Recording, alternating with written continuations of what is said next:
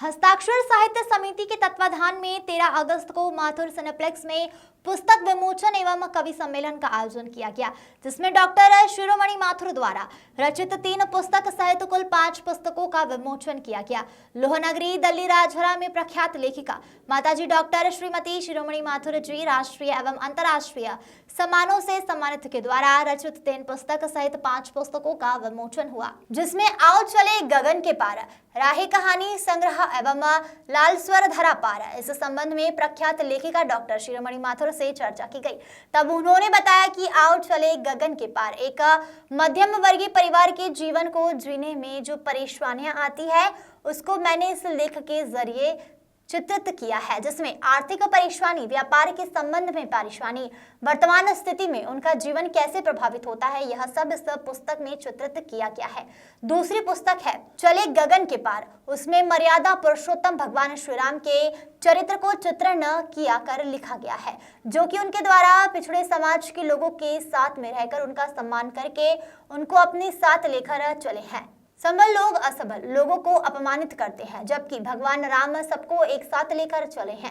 इस पुस्तक के माध्यम से मैं उर्मिला के दर्द और माता कैकेयी के द्वारा भगवान राम को वनवास देने के बाद भी भगवान राम ने सब कुछ भूलकर पारिवारिक जीवन में सामंजस्य बनाकर अच्छी तरह से जीने का संदेश दिया, उनको मैंने इस पुस्तक के माध्यम से चित्रित किया है। और तीसरी पुस्तक लाए स्वर्ग धरा पर इस स्थिति को चित्रित किया गया है। कार्यक्रम में विशेष अतिथि मुंबई के इंद्र बहादुर सिंह से दादूलाल सोनी, गुरूर से मोहन प्रसाद चतुर्वेदी, उर्दू अकादमी अध्यक्ष छत्तीसगढ़ शासन अदरीश गांधी, पूर्व विधायक चंद्र प्रकाश वाजपेयी, पूर्व मंत्री प्रतिनिधि पीयूष सोनी, विनय कुमार पाठक, नगर पुलिस अध्यक्ष डॉक्टर चित्रा वर्मा, राजभरा के अनेक गणमान्य नागरिक, विभिन्न समाजों के प्रतिनिधि, सर्व समाज समरसता समिति के सदस्य सभी इस भव्य कार्यक्रम में उपस्थित हुए। कार्यक्रम की अध्यक्षता संतोष ठाकुर ने की। कार्यक्रम में पंच संचालन राजेंद्र भारद्वाज द्वारा किया गया। कार्यक्रम का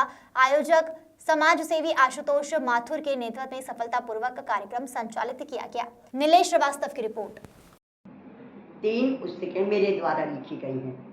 उनमें पहली पुस्तक राहे कहानी संग्रह, दूसरा चले गगन के पार, तीसरा लाए स्वर्ग धरा पर। तो राहे कहानी संग्रह जो है मध्यम वर्गीय परिवार के जीवन को जीने में जो परेशानियां आती हैं उनको चित्रित किया है। उसमें कई समस्याएं उठाई हैं मैंने, व्यापार के संबंध में हो, पारिवारिक जीवन के संबंध में हो, आर्थिक समस्याएं, कुछ हम इस क्षेत्र में रहते हैं तो हमको दूसरे टाइप के लोगों से भी संपर्क करना पड़ता है, तो उनका बिजनेस आजकल कैसे प्रभावित होता है उसको मैंने चित्रित करने का प्रयास किया है।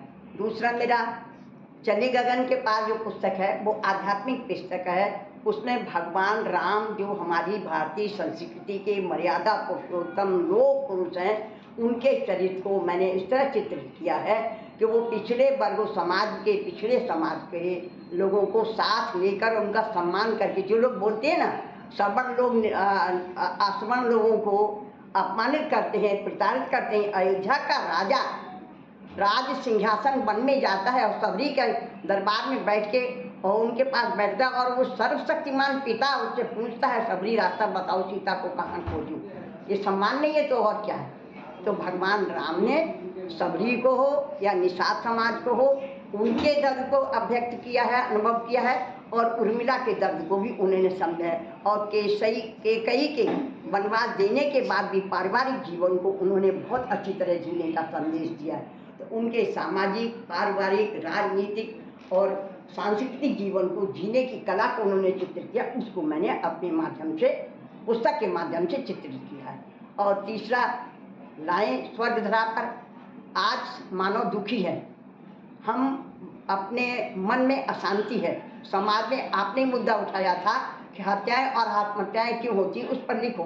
तो उसी से प्रेरणा लेके मैंने उसमें बहुत कुछ लिखा है कि हम आत्महत्याएं करते हैं, हत्याएं करते हैं, आग की टांग खींचना बंद नहीं करते। जब तक हम आग की टांग खींचना या समाज के दूसरे व्यक्ति की टांग खींचना बंद नहीं करेंगे, तब तक समाज में प्रेम कैसे आएगा, हमें विश्वास कैसे होगा। तो उसमें यही है, कोई अगला कैसा भी हो, आप उसके प्रति अच्छा व्यवहार करो। ये मेरा उसमें मनोविज्ञान है। यही मेरा कहना है कि जब तक हम कांटे से कांटा निकालेंगे नहीं होगा। जब हम आपके कांटे पर रुई लगाएंगे तभी समस्या का समाधान होगा। इसलिए मैंने लाए स्वर्ग धरा पर। स्वर्ग तभी आएगा जब हमारे मन की स्थिति परिवर्तित होगी। सुख भौतिक साधनों में नहीं है, सुख समाज के हित में है और परमात्मा से जुड़। आलोक की मृत्यु के बाद मेरी संवेदनाओं को मैंने अभिव्यक्त किया था, उसको उन्होंने अपने तरीके से, मेरा तो दर्द था, मैं तो उस पुस्तक में रोई हूँ, परंतु एक विद्वान व्यक्ति को, एक समझदार व्यक्ति को उसे पता नहीं क्या क्या मिल गया, उन्होंने उसका चित्रण किया। और उनकी विद्वता को मैं कुछ बोल नहीं सकती, मेरे अंदर इतनी योग्यता नहीं है जिसकी उन्होंने समीक्षा कर दी। और दूसरा पुस्तक लाए स्वर्ग धरा पर, उसमें समाज के उपेक्षित वर्ग को उन्होंने महसूस किया है, उसको चित्रित